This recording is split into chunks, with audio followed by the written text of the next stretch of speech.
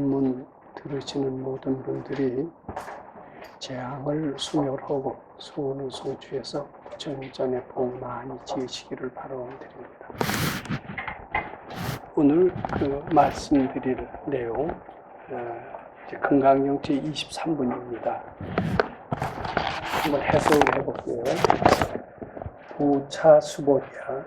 그것은 이제 지난번에 22분에 이어서 다 못다한 말씀을 보충해서 하시는 뜻으로 부차수보리야 이런 표현을 쓰신 것 같습니다. 시법이 평등하냐. 이 시법이라고 했어요.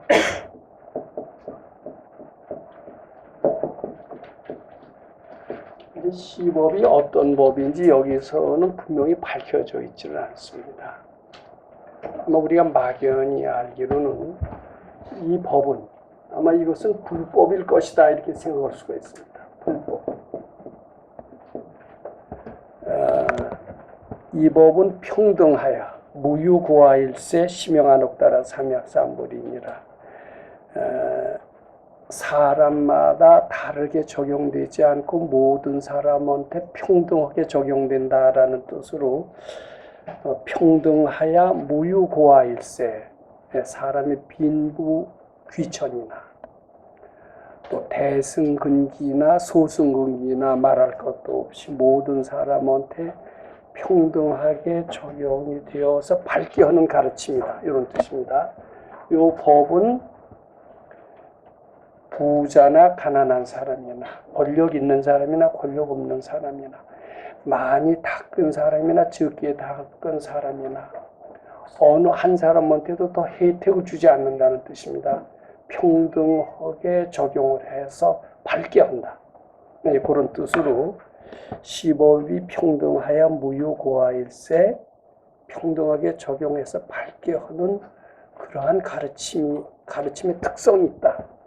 그래서 그것을 이름하여 안옥따라 삼약삼벌이라고 하느니라. 그렇게 했습니다. 이 시법을 불법이라고 했습니다만은 이 불법은 굉장히 추상적인 이야기죠. 자, 이 불법을 간단히 나타내는 표현이 금강경 속에 있습니다. 실무유법, 불법을 좀 더 구체적으로 설명한 간단한 글귀.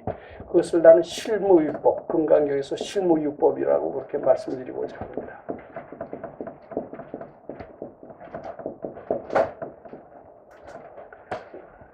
이 실무유법은 실로 어떤 법이 있지 않다라는 그런 뜻인데 이 법은 두 가지로 나눌 수가 있습니다. 마음속의 분별심, 이것을 법이라고 얘기합니다. 또 마음 밖에 나타난 각종 현상, 이런 것도 또 법이라고 합니다. 또 진리를 법이라고 얘기하기도 합니다. 즉 이것이 실무유법이라는 뜻을 이 법을 분별심으로 적용하면 분별심이라는 게 본래 없다라는 공의 진리를 나타냅니다. 공의 진리. 근데 이 법이라는 것을 마음속의 분별심으로 해석하지 않고 마음 밖에 있는 각종 사물이라고 해석을 한다면 마음 밖에 있는 여러 가지 현상들은 내 마음속의 표현이다. 마음 밖에 여러 가지 현상들은 본래 있는 것이 아니다. 내 마음속의 분별심의 표현이다. 이런 해석이 가능하고 이것은 일체유심조의 진리라고도 얘기할 수가 있습니다.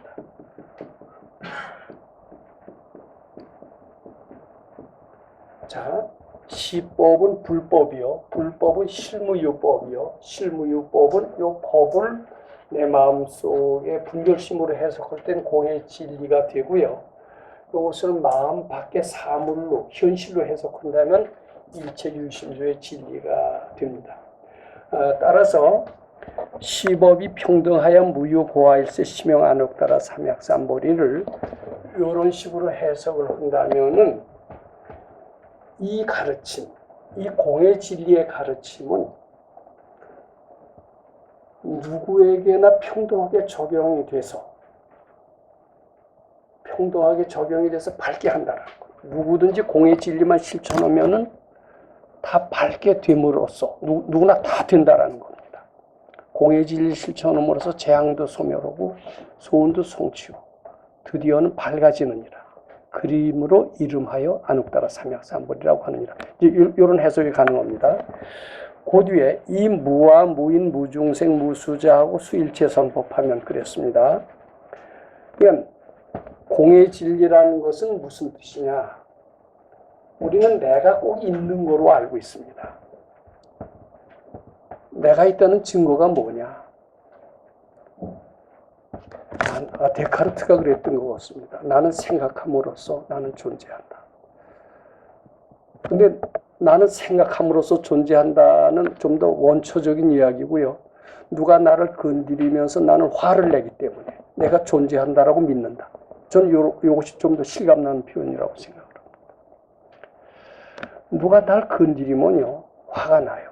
이건 뭐가, 나라는 것이 있다라는 증거가 됩니다. 또 탐나는 물건이 있으면 욕심을 냅니다. 이것은 나가 있다라는 증거가 됩니다. 근데 모든 사람들은 나 잘 살기 위해서, 내 몸을 보호하기 위해서 행동을 하고, 모든 것은 나나 나의 딸린 가족이나 이것이 잘 되기 위해서 살려고 합니다. 그 속에는 나라는 것이 분명히 있다. 이것을 인정하는 데서 출발합니다. 근데 이 나라는 것이 있다라고 믿는 한은 나는 분명히 있다라고 믿죠. 믿는 사람. 이것이 중생의 특징이라고 합니다. 이런 한은 이렇게 믿게 되면서 중생의 삶을 살게 된다면은 반드시 생사윤회에 떨어질 수밖에 없다. 항상 고통을 받을 수밖에 없다. 고통이 아직도 상당히 남았다. 이렇게 얘기할 수 있다는 겁니다. 그러면 고통을 영원히 벗어나서 부처님의 세계, 열반의 세계를 가기 위한 길이 무엇이냐? 밝아지는 길이 무엇이냐 하면은 나라는 것이 본래 없는 것인데 있다고 믿었기 때문에 이런 여러 가지 고통의 세계가 전개되기 때문에 나라는 것이 본래 없는 것, 그게 공의 진리입니다. 공의 진리를 깨우치게 되기만 하면은 밝은 세계로 간다. 이런 것이 이제 불법의 핵심 가르침입니다. 그래서 이제 그 뒤에 뭐라고 그랬냐면 이 무와 무인 무중생 무수자하고 수일체 선법하면 즉득 안옥따라 삼약삼벌이라고 그랬어요. 나라는 것을 없애는 행위를 해라. 이제 평범하게 얘기하면 그렇습니다. 근데 이제 우리가 유교, 즉 공자님의 가르침, 이것을 잊어버린 지는 굉장히 오래됐습니다. 근데 저희가 중학교 다닐 그 당시만 하더라도, 외부 인사를 불러서 중학교 때 특강을 가끔 교장 선생님이 시키곤 했었습니다. 그 외부, 소위 명사라고 하는 분들의 특강의 내용은 무엇이냐면은 완전히 삼강오륜이었습니다. 삼강오륜을 아침 조회 시간에 특강을 여러 번 들었던 기억이 납니다. 근데 요새 아마 초등학교나 중학교에서 삼강오륜의 강의를 듣는 것은 아마 일찍이 사라졌을 겁니다. 삼강오륜이 밥 먹여주느냐 이렇게 생각을 합니다.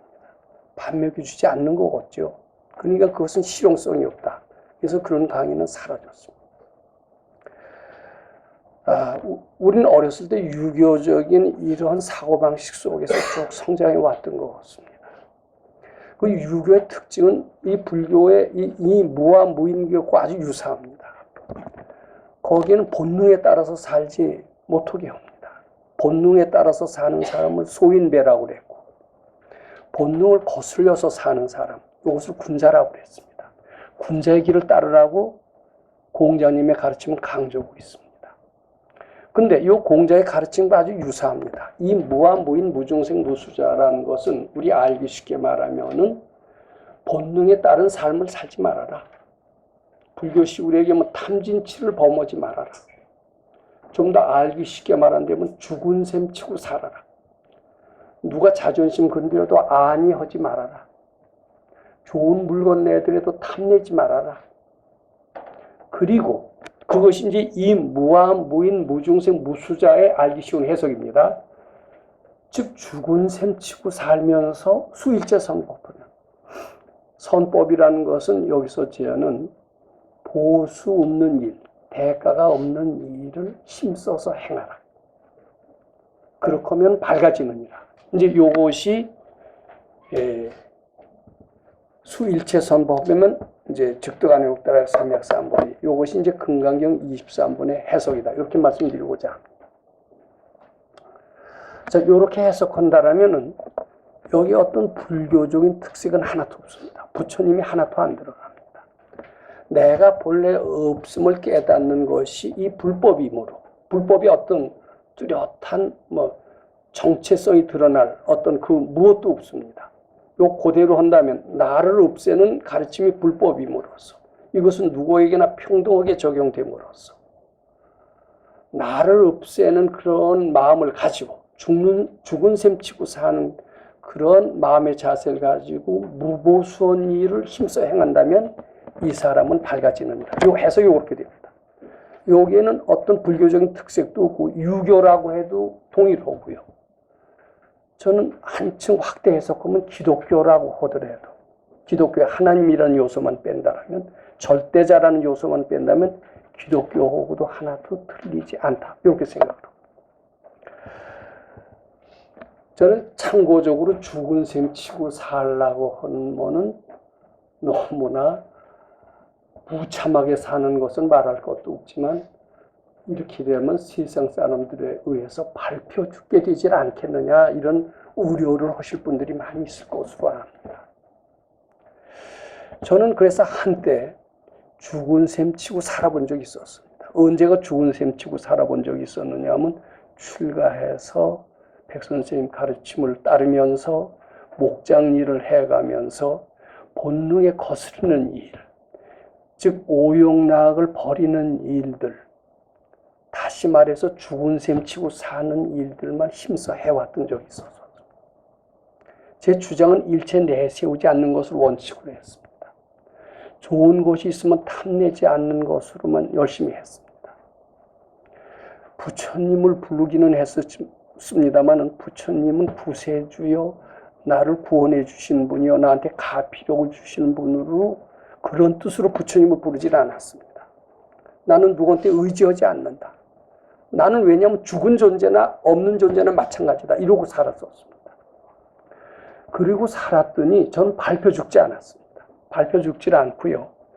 오히려 더 건강해졌고요. 정신은 더 씩씩해졌고요. 그리고요. 굶어 죽지도 않았습니다. 저는 이 금강경 23분의 글을 그런 대로 상당히 실감 있게 이렇게 해석을 하는 편입니다. 그런데 이 밝은 이들은 이렇게 해석을 했어서는 불교나 유교나 또는 기독교와 아무 구분이 없게 돼서 보편적인 가르침이라고 인정받는다는 점에서는 좋지만 실천하기에는 어쩐지 적합하지가 않다. 그래서 밝은이는 그게 실천 가능한 해석을 해주셨습니다.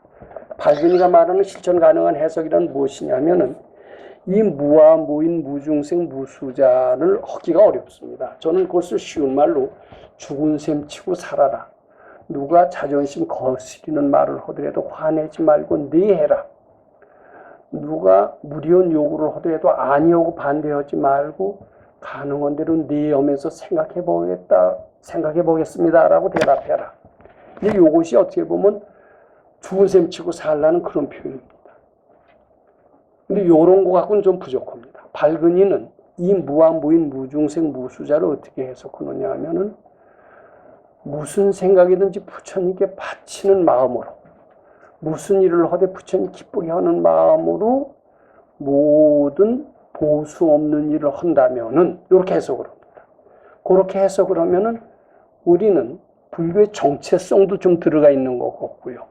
실천하기에도 상당히 어떤 의미를 느끼게 되기 때문에 실천하기도 쉬운 그런 해석이 된다. 이렇게 말씀드리고자 합니다. 저는 먼저 번의 해석보다도 나중에 해석, 즉 이 무아, 무인, 무중생, 무수자를 죽은 셈 치고 살라는 그런 해석을 하기보다도 무슨 밥을 먹더라도 부처님 기쁘게 해드리기 위해서 부처님께 좋은 일을 하기 위해서 밥을 먹는다. 잠을 자더라도 그냥 본능을 끊는다 이러시지 말고 부처님 전에 복 짓기 위해서 잠을 잔다. 이렇게 하면서 잠을 주무시라. 그렇게 말씀드리고 싶습니다. 그렇게만 하면 밝아진다는 이야기입니다. 즉 금강경 23분. 23분은 무슨 생각이든지 바쳐라를 일상생활에 실천을 잘 한다라면은 밝아질 수 있느니라. 이런 해석으로 귀착이 됩니다. 저는 여기서 무슨 생각이든지 밝아지라는 말씀을 여러 차례 드린 적이 있었습니다.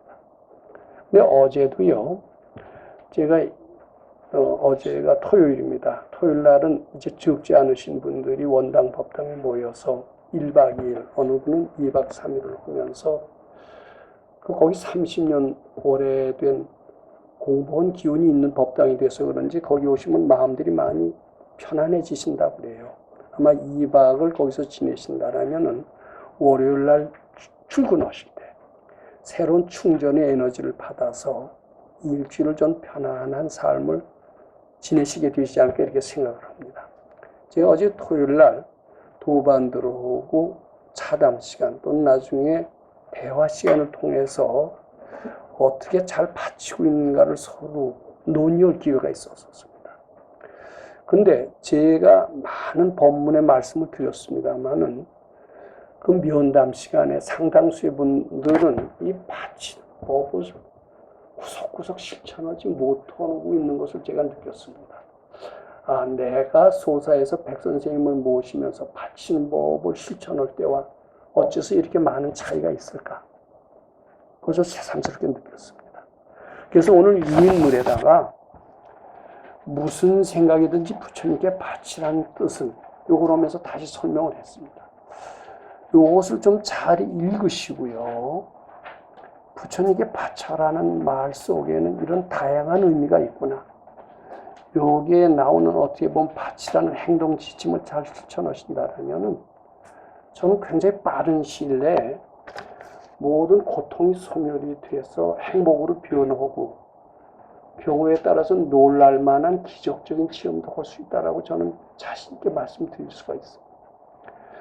저는 지금도 이 바친 그런 가르침을 통해서 수시로 평안함을 얻을 뿐만 아니라 종종 기적적인 체험을 늘 하고 있다. 이렇게 감히 말씀드리고자 합니다.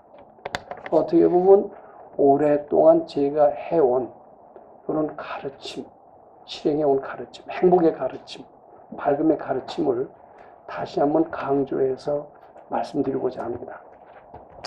저 유인물 중심으로 말씀드리겠습니다. 아무것도 이제 올라오는 생각을 바치라고 하니까 어제 말씀을 드려봤더니 급한 일이 있잖아요. 당장 이게 이제 벼락이 떨어집니다. 하늘이 무너집니다. 이 공포로 두렵잖아요. 또는 빚쟁이가 빚을 받으러 오는데 그 빚쟁이가 오면 어떻게 악을 쓰고 사납게 하는지 아주 두렵다. 그럴 때는 급할 때입니다. 급할 때만 바친대요. 근데 급하지 않을 때는 거의 안 바쳐요. 이 바치는 보람 하나도 없습니다. 근데 급할 때 바치는 건 사실 바치는 게 아닐 수가 많습니다. 눌러 참는 거죠. 근데 급할 때 바치려면 어떻게 바쳐야 되냐면 평소에 그렇게 위급하지 않을 때 바치는 연습을 해야만이 급할 때 바쳐집니다. 근데 평소에 바치지 않으려고 하다가 급할 때, 두려울 때, 위기가 닥쳤을 때 바치려고 하면은요, 그때는 바치려고 해도 제대로 바쳐지지 않습니다. 그때 바친다고 하는 것은 바치는 게 아니라 눌러 참는 게 되는 수가 많아요. 그냥 두렵고 위급하고 절체절명의 위기 때도 바칠 수 있으려면 평소에 사소한 일부터 자꾸 바치는 연습을 해야 됩니다. 근데 평소에 사소한 일은 잘 안 바치게 되기 쉬워요. 자, 어떻게 보면 평소에 사소한 일을 잘 바침으로써 위기 때, 절체절명의 위기 때 잘 바침으로써 기적을 체험하고 부처님과 만남을 일으킬 수가 있을까? 자, 한번 살펴보기로 합니다.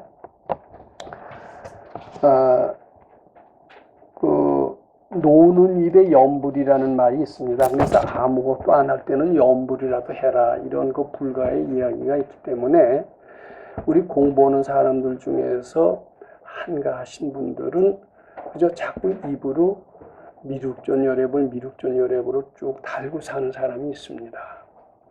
근데 아무것도 안 할 때 입으로 노는 입에 염불이라고 해서 관세음보살, 아미타불 하는 식으로 미륵존여랩으로 하는 것은요, 이 바치는 것과는 조금 틀립니다. 소위 그 아미타불 염불, 관세음보살 염불을 하는 분들 얘기 들어보면 착득심도 절망망, 어느 때나 어느 시에 아미타불이라는 그 명을 잊어버리면 안 됩니다. 항상 아미타불을 계속 마음속에 깊이 잊어버리지 않고 착득심도 절망망 그렇게 합니다. 그렇게 염하는 것이 아미타불의 염불입니다. 그럼 우리가 바치는 것, 올라오는 생각을 바친다는 것은 잊어버리지 않고 부처님 생각한다는 것과는 다르다고 하셔야 됩니다. 자, 그럼 어떻게 다르냐 하면은요, 우리는 기분이 좋을 때가 있습니다. 기분이 좋을 때는 머리도 맑아집니다. 판단력도 정확합니다. 괴롭지 않습니다. 마음이 안정되어 있습니다. 그럴 때는 바칠 것도 없어요. 괴로울 때나 되게 바치죠. 또 깨름직할 때나 바치죠. 난 편안하고 명랑할 때는 아미타불을 잊어버리지 않듯이 늘 부처님을 생각한다고 해야 되는 나머지 그때 미륵존여랩을 생각할 필요는 없다라고 합니다. 근데 이렇게 안정이 되고 평정이 깨질 때가 있어요. 갑자기 우울해진다든지 갑자기 불쾌해진다든지 누가 또 건드립니다. 건드려서 화가 딱 나는 수가 있습니다. 그럼 누가 딱 자극에 의해서 반응이 본능적으로 나타날 때 그 본능에 따라가는 것은 재앙으로 바로 연결이 됩니다. 이 본능에 따라가지 않게 하는 것이 바로 바치는 것의 핵심이고 바치는 것의 요체다. 이렇게 말씀드리고자 합니다. 이게 본능적으로 나타나는 행위를 제어하는 것. 이것이 바치는 것입니다. 근데 즐거움으로 환심으로 쭉 차 있을 때는 이건 본능에 의해서는 즐거움이 나오질 않습니다. 본능이 소멸하는 순간 즐거움은 나올 수가 있어요. 즐거울 때는 꼭 바치라고 저는 말씀드리고 싶지 않습니다. 또 올라오는 어떤 괴로운 일이 있을 때는 바치라고 말씀하고 싶지 않습니다. 그런데 자꾸 끊임없는 생각이 일어납니다. 일은 해야 되는데 자꾸 잡생각이 일어나서 내 일을 방해합니다. 그럼 이 잡생각을 멈춰야 되잖아요. 멈추기 위해서 바치는 게 필요합니다. 그럴 때. 내 일에 방해가 되는 것이기 때문에. 또 어떤 낙심스러운 소식을 들어서 마음이 우울해지면 이것도 이런 데 방해가 됩니다. 이걸 가지고 있으면 재앙이 됩니다. 그래서 그럴 때 또 바쳐야 됩니다. 그런데 우리는 되게 젊었을 땐 일도 많고 올라오는 일 때문에 올라오는 분들이 많아서 바칠 때 제법 많지만 나이가 많이 들어서 할 일이 없어지거나 특히 가정주부로 계시는 분 동안은 한가한 시간이 굉장히 많습니다. 한가한 시간에는요, 뭐 TV를 오락 프로를 보면서 여러 가지 과거의 아름다운 추억에 잠기거나 또 뭐 등등 여러 가지 상념에 젖거나 여러 가지 상상의 날개를 필 수가 있습니다.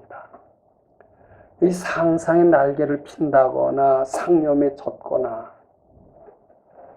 이런 것이 나쁜 겁니까? 좋은 겁니까? 나쁘지도 않고 좋지도 않다 이렇게 얘기하실 거예요. 근데 그거 잘 보세요. 뭐가 좋고 뭐가 나쁘냐 하면요. 본능적으로, 관행적으로 되는 것은 되게 해로운 것이다. 그건 본능의 연속이기 때문에 그렇게 보셔야 돼요. 그냥 가만히 있으면서 저절로 상상의 날개가 펴지는 게 있습니다. 쟤가 나를 불쾌하게 했지? 미운 생각이 딱 나면서 계속 미운 것이 되풀이됩니다. 이것은 자동적으로 됩니다. 자발적으로 됩니다. 자발적으로 되는 것, 자동적으로 되는 것, 본능적으로 되는 것, 이것은 다 나쁜 것이다라고 봅니다. 그런 것은 깜깜한 연습이다라고 보면 됩니다. 재앙의 연습으로 보면 됩니다. 근데 자동적, 그것을 보통 관성이라고 얘기를 하죠. 관성. 관성적으로, 습관적으로 이렇게 일어나는 여러 가지 상념들, 이것들은 다 해롭습니다.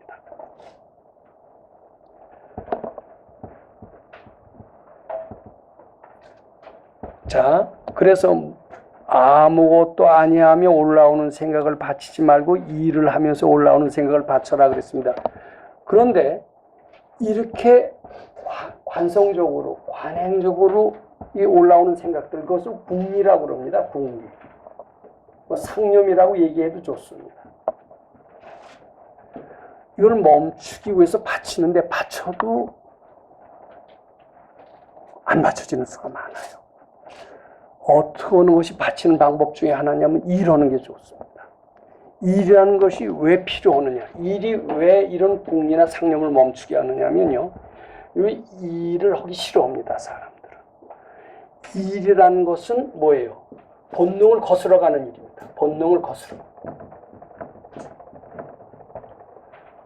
일할 때 본능이 거슬러지고 궁리가 멈추고 상념이 멈추고 상상의 날개를 폈다가도 거기서 멈추게 됩니다. 일을 하는 것은 반드시 공부에 굉장히 도움이 됩니다. 펀펀히 놀지 마세요. 옛말에도 그런 게 있습니다. 장기 바둑을 둘지라도 놀지는 말아라. 그런 얘기가 있습니다. 그것은 아주 옳은 얘기입니다. 또 리크레이션, 이것도요. 리크레이션 하면서 과거의 아름다운 추억, 그리고 여러 가지 상상을 하게 됩니다. 그런 것들도 궁리요, 상념이요, 나쁜 것이다. 어둠컴컴한 연습이다. 이렇게 말씀드리고 싶습니다. 소설을 읽으면서 여러 가지 즐거움에 빠지는 수가 있습니다. 그것도 어떻게 보면 이런 본능의 연습이 됩니다. 따라서 어둠컴컴한 연습이다. 이렇게 봐지는 겁니다. 그러면 어떤 것이 어둠컴컴의 연습이고 어떤 것이 밝은 연습이다라는 것을 대충 이해하셔야 됩니다. 본능을 따르는 것, 자동적으로 되는 것, 자발적으로 되는 것, 이것들은 다 어둠컴컴한 연습이고 결론적으로 재앙으로 연결이 되는데, 그것을 멈추는 것, 그것을 제지하는 것, 그런 것들은 다 밝은 연습이다 이렇게 보면 돼요. 흔히 불림 문자다 이렇게 얘기를 합니다. 불림 문자. 그래서 절의 스님들이 책을 못 보게 해요. 또 신문, 방송 이런 거 듣지 못하게 합니다. 그것은 상당히 일리가 있습니다. 우리도 초창기에 소사에 갔을 때 신문, 방송 못 듣게 했고, 물론 TV도 없었던 시절이었기도 했지만 TV가 있다 하더라도 아마 TV 못 보게 하셨을 것 같습니다. 왜냐하면 신문, 방송, TV를 통해서 여러 가지 생각들이 많이 일어납니다. 이것은 자발적으로, 본능적으로 일어나는 것이기 때문에 어둠컴컴한 연습이다 이렇게 봐서 그것을 금하는 것이고, 절에서도 불림 문자에서 그런 것을 보기를 금하고 있는 것으로 알고 있습니다.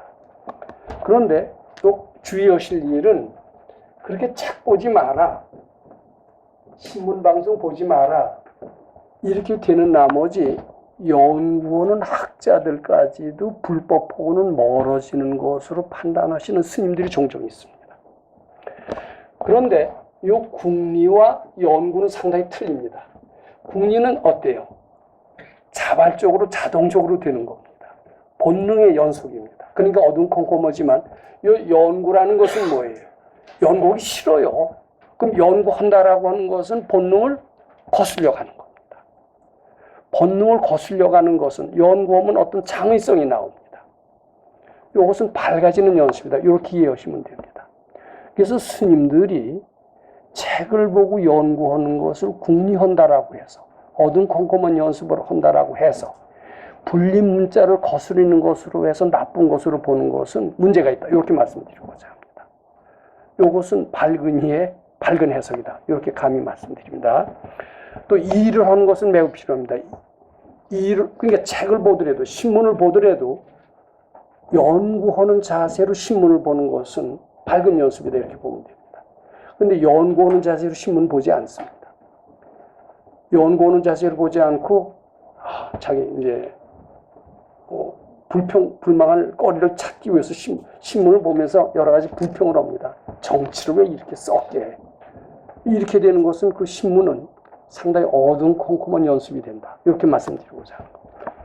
그래서 이 일을 하라는 뜻은 반드시 이러는 게 좋습니다. 본능을 거스리는 것이기 때문에 이럴 필요가 있다. 이렇게 말씀드리고 합니다. 무보수원 일이면 더 좋다라는 겁니다. 왜냐하면 돈 받고 하는 것은 기분이 좋습니다. 그리고 내 본능을 충족시켜요. 돈 좋지. 탐욕을 충족시킵니다. 그래서 돈 받는 일보다는 무보수원 일을 하는 것이 밝아지는 연습이다. 이렇게 말씀드리고 싶습니다. 저희가 소사에서 백 선생님 계시면서 돈 받고 이러지 않았습니다. 4년 동안 무보수로 일했습니다. 그리고 놀지 않고 일했습니다.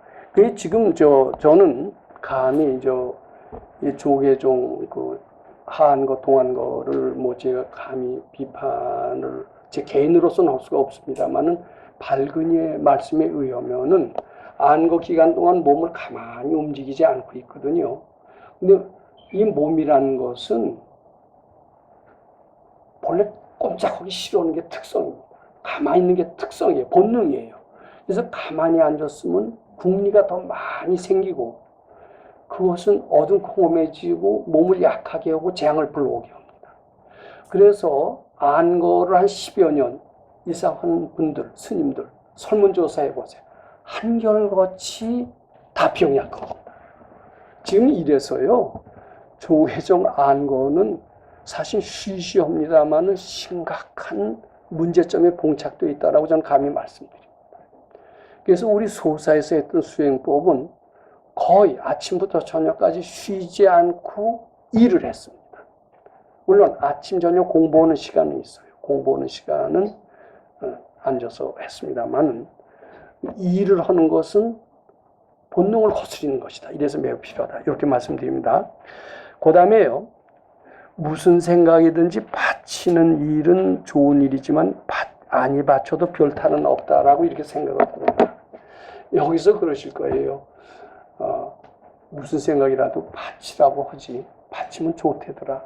바치면 재앙도 소멸하고 소원도 성취하고 그리고 등등. 얘 바치는 게 참 좋다.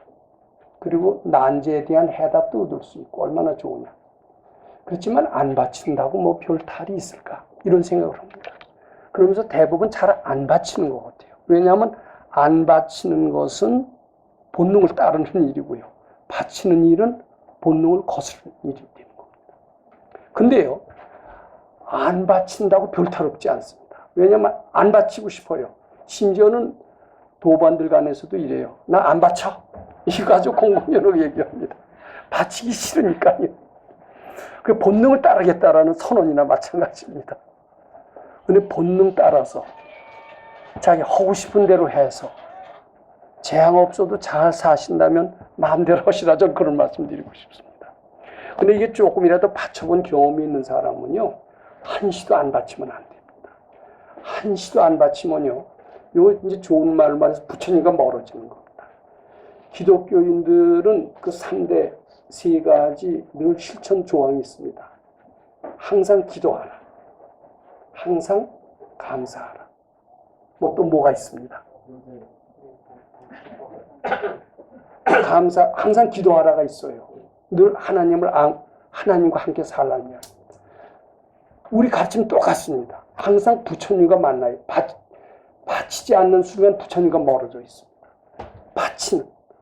위기 때 바치면은 부처님과 만나게 되고요. 바치지 않으면 위기와 만나게 되는 겁니다. 위기가 만날 때 우리는 위기를 이길 수가 없어요. 당하게 되는 겁니다. 위기를 벗어나는 일은 어떠냐? 부처님과 만남으로써 이루어집니다. 만나기 위해서는 바쳐야 됩니다.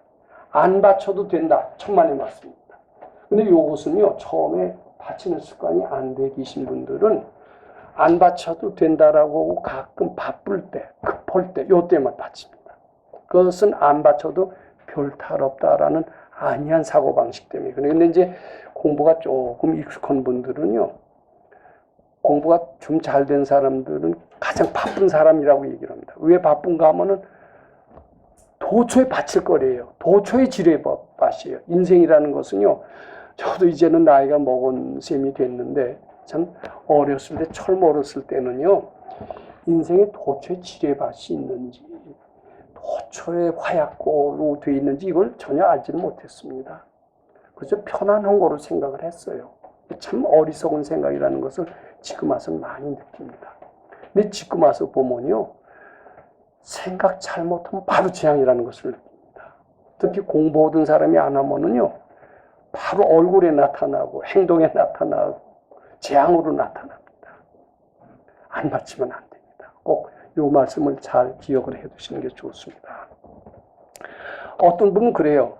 부부가 하는데 우리 마누라가 공부 잘하니까 난 공부할 필요 없대요. 마누라하고 자기하고 언제부터 일심동체로 약속을 했습니까? 일심동체 아니에요. 일심동체라고 사람이 그러는 것뿐이죠. 각각 별개입니다. 속은 왼수일 수도 있어요. 그러니까 우리 마누라가 절에 나가니까 나는 절에 나갈 필요가 뭐가 있느냐. 우리 남편이 잘 나가니까 나는 안 나가도 된다. 참 위험천만한 생각입니다. 예, 우리 이런 생각에서는 빨리 벗어나야 됩니다. 자, 그 다음에요.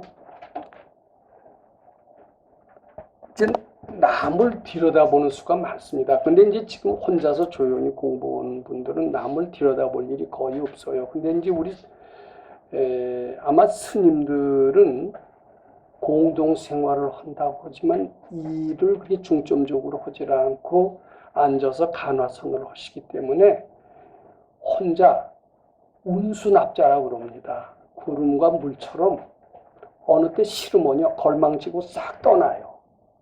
책임지기 싫으면 걸망지고 싹 떠나면 됩니다. 스님들은 그것을 특징으로 알고 자랑으로 삼는 사람까지 있습니다. 근데 걸망지고 확 떠나면은 이제 귀찮은 일은 싹 피해버린다는 것과 마찬가지입니다. 업장이 닦아질까요? 안 닦아질까요? 업장 안 닦아집니다.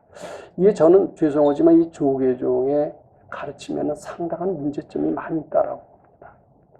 선지식은 절대로 귀찮은 일이 있을 때 걸망지고 떠나면 된다 이런 가르침을 하지 않을 거로 저는 이렇게 생각을 합니다. 반드시 책임져야 됩니다. 우리 선생님 같은 경우는 어떻게 하느냐면 직장에서 자기 홧김에 나오지 말라고 그럽니다. 내 쫓기더라도 직장에서 나가라고 그래도 나 있게 해주십시오 이러래요. 불쾌한 인상을 갖고 직장을 떠나면 안 된다는 거예요. 불쾌한 인상을 가지고 직장을 떠나면은 다른 데 가서도 똑같이 불쾌한 인상으로 또 그런 직장을 만나게 된다는 겁니다.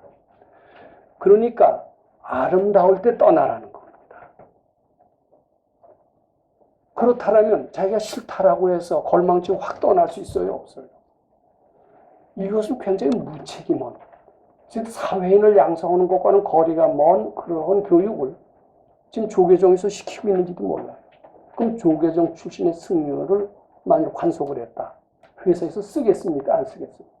저는 귀찮으면 확 하고 가버려요. 저는 어떤 그분은 고인이 되셨지만 상당히 친하게 지냈던 그 비구니 스님을 알고 있습니다.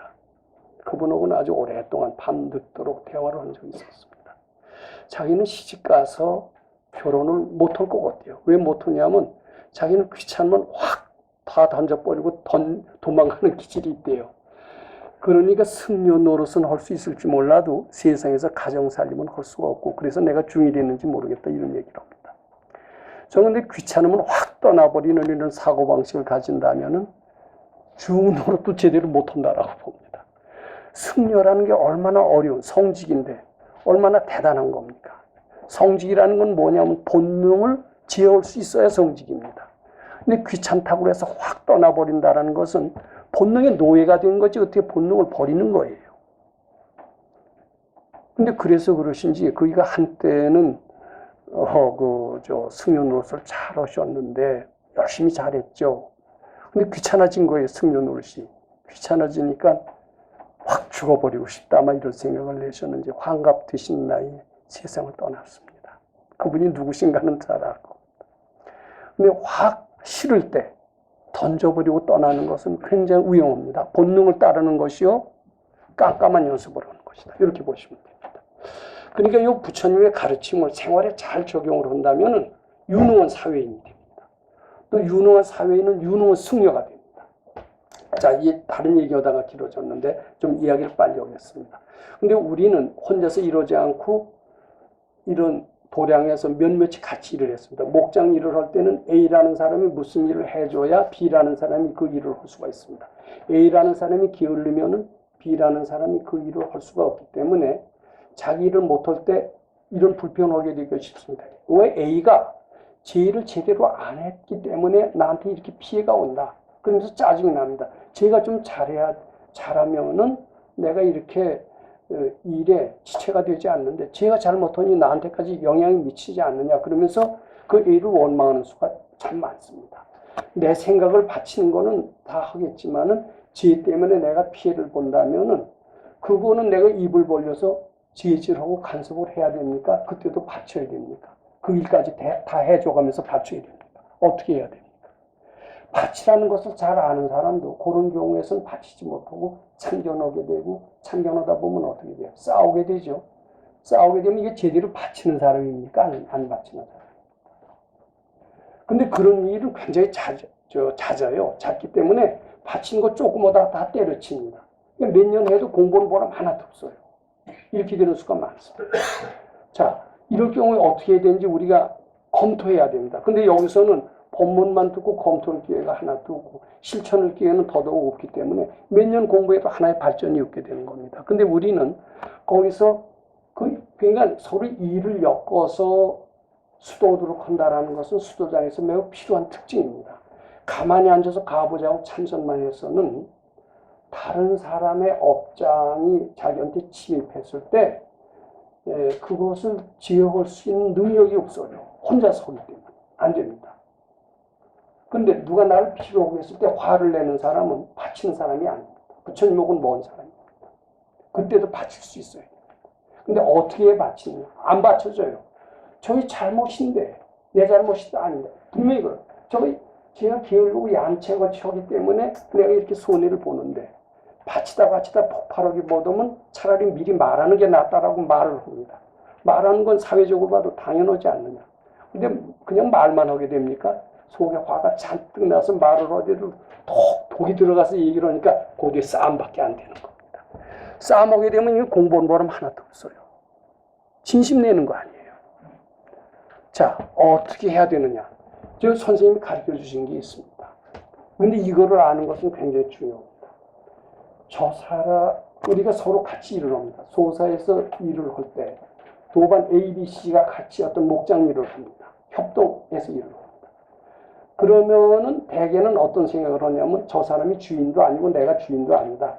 우리 다 같이 선생님의 제자로서 법당에 들어와서 다 주인도 아니고 손님도 아니고 평등하게 일을 한다. 이렇게 얘기를 합니다. 근데 제가 게을르기 때문에 내가 이 일에 지장이 받는 데면 그걸 입을 벌려서 얘기를 해야 되겠다. 이렇게 생각을 하고 그런 과정에서 싸움이 납니다.